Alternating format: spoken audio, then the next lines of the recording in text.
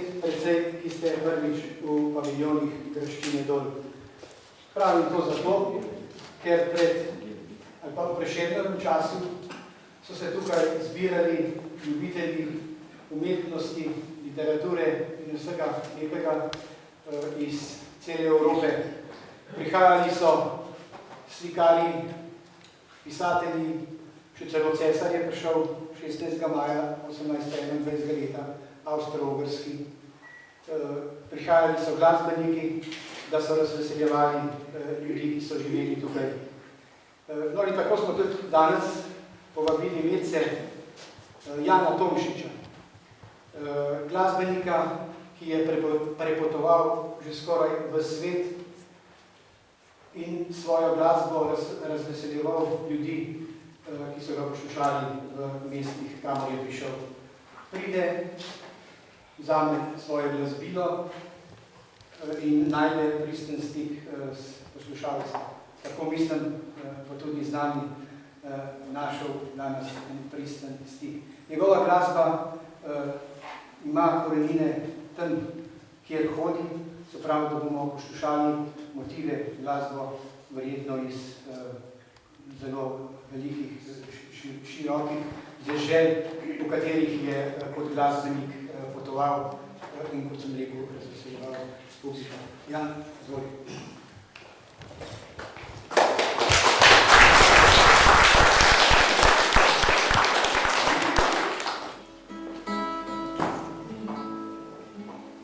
Potovanje po Rio Bravo, Mehiki.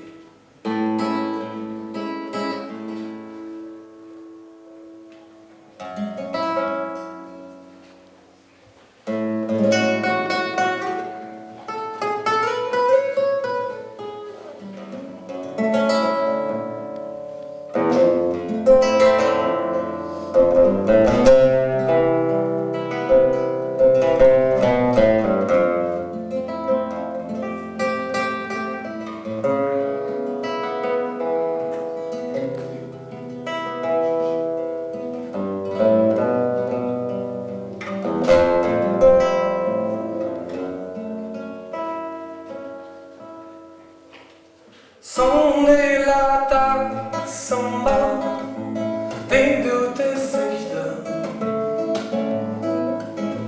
Samba bella di sonda Tataia dichtina Video te senda Ulachtina menzadiola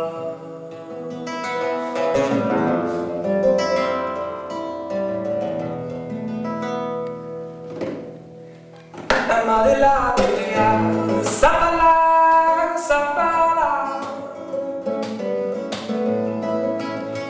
Semini tu nojenda Sapala, sapala Et Dieu, je te attends Et Dieu, te samba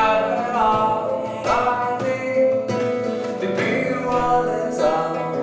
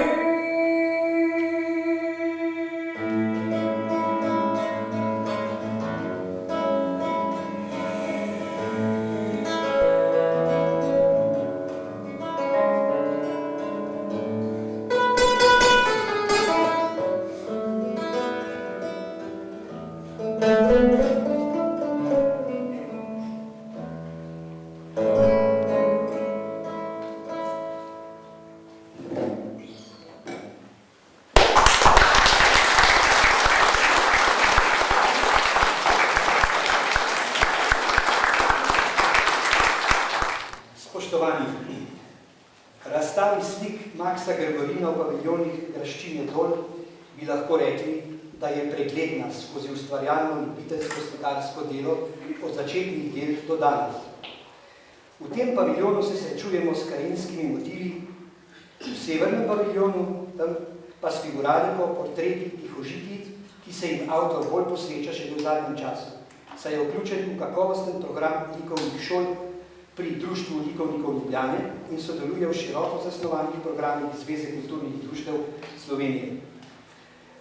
Zasnova motiva pri Maxu Gregorinu sledi v veliki meri tisti izpred let, ki se je še spomnimo pri impresionistih in predvsem Francetu Pavlovcu, kjer je bila izdelana skoraj dovršenost.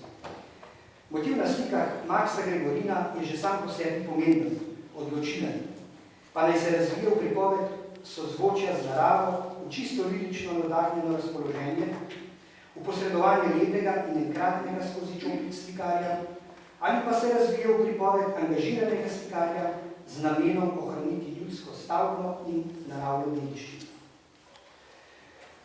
Gregorinovo slikarstvo je dovzetno za lepote domačinske intimnosti, ki je bila značilna za naše kraje pred leti. Morda bi tukaj lahko govorili tudi o nostalgiji. Gre pa za podajanje sveta, kot ga še kje lahko najde iskren in preudarjen iskalec.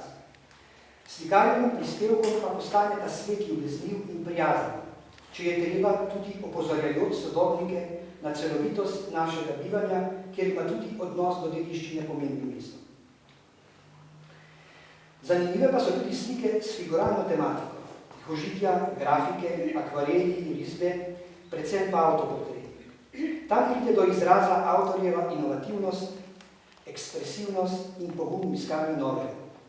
Tudi slikarske tehnike in barvna paleta je pri teh slikah bolj izrazita, svobodna in raziskovalna. Slike s pokrajinsko motiviko svojo barvno paleto in oblikovno zasnovo kažejo na iskanje v tradiciji. Plaho in postopoma Max Gregorin odkriva zapuščino naših slikarskih mojstrov. Lahkotnost in eleganca, ki nastaja postopoma, povečuje mehkobnost in veselost potez Čopiča, konture pa dopolnjujejo pripoved. Barve se iščejo v hladnejših tonih, nežno nanešene in pripovedujejo v svoji pestrosti o lepoti, ki živi z nami tudi danes. Predvsem so to slike, ki so v tem paviljonu. Jaz bi gospodu Maxu čestital ob tej razstavi.